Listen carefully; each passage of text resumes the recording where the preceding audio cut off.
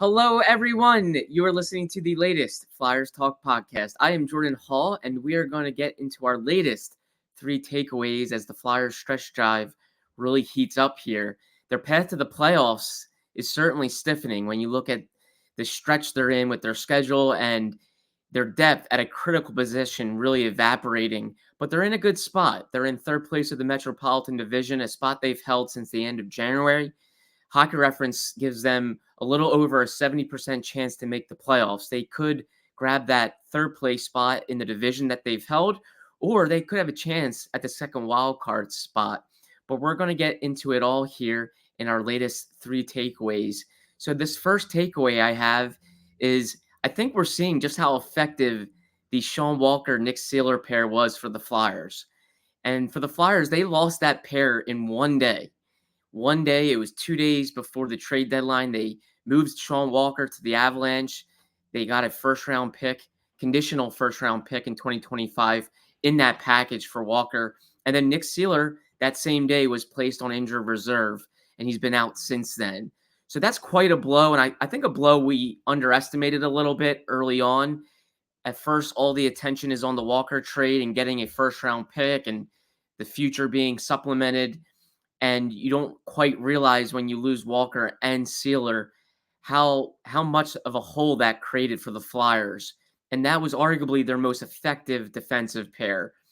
Walker was so effective in the way he got the puck up ice. He was one of their better puck movers, was having a career year offensively. And then Seeler complemented him extremely well. A very defense-first defenseman who was able to let Walker play the way he does, aggressively, offensively, and kind of hold the house down in the back end. And for as much as Seeler is pegged as this defensive defenseman, and he's not extremely offensive minded. He's extremely mobile. He's very mobile. He moves well. So he was seldom beat in the defensive zone. He killed plays quickly and really made the Flyers just a better defensive team. That they didn't play a lot of defense, and when they did, they were very good at doing it with Walker and Seeler. And here the Flyers are now without both of them. Seeler, we don't know when he'll be back. He considered himself week to week, but among the three injured defensemen the Flyers have with Jamie Drysdale, Rasmus Ristolainen, and Seeler, I would think Seeler's going to be back the earliest of those three. But with the Flyers now, they have two defensive pairs that are made up of vets and kids. Eric Johnson and Mark Stahl, as accomplished as they are and established as they are, I think it's fair to say they are not in their primes anymore. I believe they would probably agree with that. And then they're playing alongside two kids, Ronnie Attard and Igor Zamula, 24 and 23. Attard is a rookie. Zamula's playing his first full season in the NHL. So the depth has just fallen off at that position, and they can't rely on those two pairs too often. You have to really watch the minutes of two kids and two guys that are past their primes, are still effective, but you need to kind of watch their minutes. So I think Seeler, whenever he gets back, should provide some really much needed stability. I think he'll be able to spell a vet and some of those veteran minutes that these guys are playing. And I think he'll also be able to spell some of their young players and kind of balance out the minutes and kind of let everyone properly be in the chairs they're supposed to be in on the back end. So I think Seeler's going to be pivotal whenever he does return. But really, we are seeing what Walker and Seeler provided. They were much more important than I think we thought. Even I thought for sure. You see that trade and you think it's great that Danny Briere focused on the future, and it is. It was a very good future-centric trade and a good sign that they're not forgetting the future just for one playoff run. But without a doubt, they're taking a hit defensively. The Flyers have gone 2-2 since they lost Seeler and Walker, and in those two losses, they've given up a combined 13 goals. They've had a couple of blowout losses, which we haven't seen a whole lot of. But, I mean, when you take away arguably your best defensive pair, most effective and consistent defensive pair, that stuff can happen. Celebrity cook Steve Martirano brings his Italian-American cooking back home to Philly. Enjoy Martirana's Prime at Rivers Casino and Steve's Famous Meatballs with Sunday gravy, prime steaks, and more. Make reservations for Martirana's Prime on Open Table. Early on, I mentioned this gauntlet of a stretch, and boy, it is really a make or break stretch for the Flyers when you look at this schedule. And it started on Thursday night, a 6-2 loss to the Maple Leafs. It's a 7-game stretch here where the Flyers are facing bona fide contenders. And now the final 6 games of the stretch feature 2 against the Boston Bruins, 1 against the Florida Panthers, 1 against the New York Rangers, 1 against the Carolina Hurricanes, and 1 more against the Toronto Maple Leafs. And this is just such a brutal stretch. And for the Flyers, I think they just need to focus on surviving this stretch. And Brad Shaw, their associate head coach, mentioned they really need to look at it one game at a time. And that might be a cliche, and it is. But for the Flyers, they've shown they can beat top teams, contending teams. They have 10 wins over top 10 teams in the league. So when they do focus one game at a time and try to reach their best game possible, play their best quality hockey, and really focus on who they are, they can beat top teams. So if they focus and kind of zero in on one game at a time and try to get to their best game in that game, they can survive this stretch. But there's no denying with the depth that they've with the hit they've taken defensively in their depth, and then you get this schedule here, it becomes daunting without a doubt. Um, and my point 3 here, my takeaway 3 is that the losses to Tampa Bay and Toronto kind of has served as a reminder of the Flyers process that they very much are in a rebuild, and they're going to face some adversity, and they're going to maybe face some teams that are top end contenders, and they might not be able to stand up to those teams when they face some adversity here. When you look at the loss to Toronto, they had 11 players 25 or younger in their lineup. That's just a byproduct of the rebuild, a byproduct of injuries, the trade deadline, and very much they are a team in transition, playing a lot of younger players. And Brad Shaw had a good point how Toronto has a team that's been through some trials and tribulations. They've had heartbreaking failure in the playoffs. They've been through some wars, and you can tell just by watching the game that they have guys that have been through this, that the pressure isn't too big right now this time of year. They have massive goals considering what they've been through in the playoffs.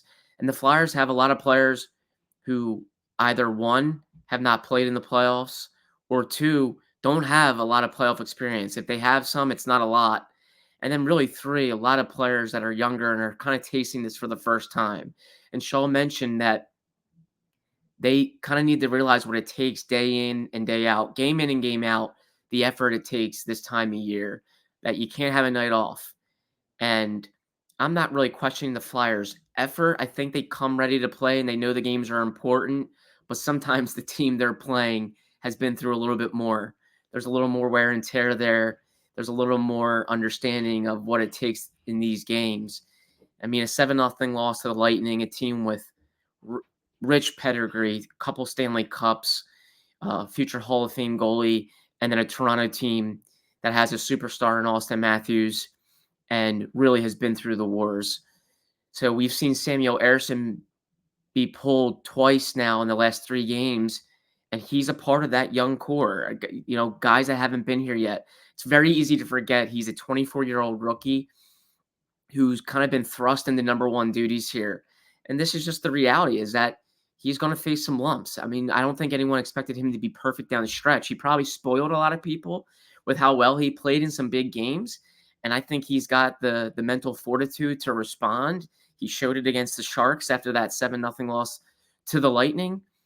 But he very much is a rookie and very much a part of this young equation that we're going to see lumps. And I think it shows that the Flyers are maybe somewhat of a fringe playoff team. It's great that they've exceeded expectations, that no one thought they'd be here, but they're not quite a contending team yet. And you're going to see them hit some obstacles, especially just given what they're dealing with at the most critical position really in the game outside of goalie, and that's defense.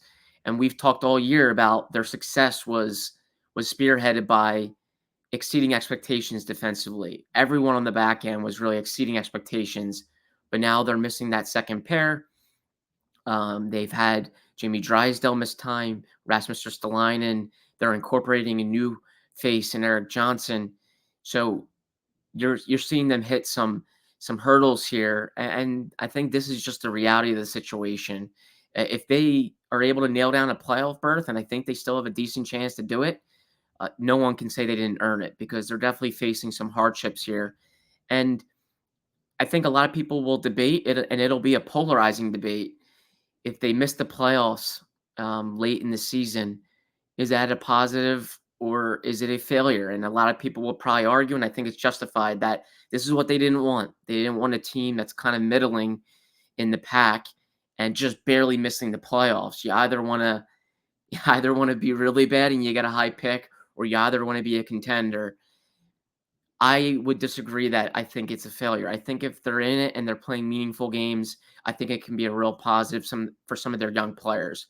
I would have a problem with it if they had a lot of aging players and they weren't doing anything about it. But the fact is, they have a really good young core. I think players that, as I mentioned earlier, 25 or younger, that I think have a ton of upside. Players that I think are good players now and can get better. And I really think this stretch run is going to make them better, whether they make the playoffs or not. But I think they have a good shot to make it. But without a doubt, this is a make or break stretch. If they can survive this stretch, take a game maybe from Boston out of the two, perhaps take a game from Toronto. They don't even have to win those season series. I think if they just go 1-2 against both those teams and try to steal one maybe from New York or Carolina, they already won the season series with Florida, which is a real positive and surprising positive. I think they can survive this stretch and sneak into the playoffs and see what they can do with it and get some valuable experience. But the Flyers are facing adversity, and I think it's good for their young players. Failure is not a terrible thing. I think throughout this process, they're going to face it, and they're facing it right now. We'll see how they respond to it. But big games ahead. The Flyers have 15 games left in this playoff push, surprising playoff push. We'll see how they handle it, and we'll have it all covered here on the Flyers Talk podcast. Thank you so much for listening to my latest 3 takeaways. I'm Jordan Hall. I want to give a big thank you to Ben Berry, my podcast producer and guru, always there for me, always flexible with my time. And a big thank you to Flyers fans for listening to the latest Flyers Talk podcast. Wherever you get your podcast, please rate and listen, and we cannot wait to talk to you next time.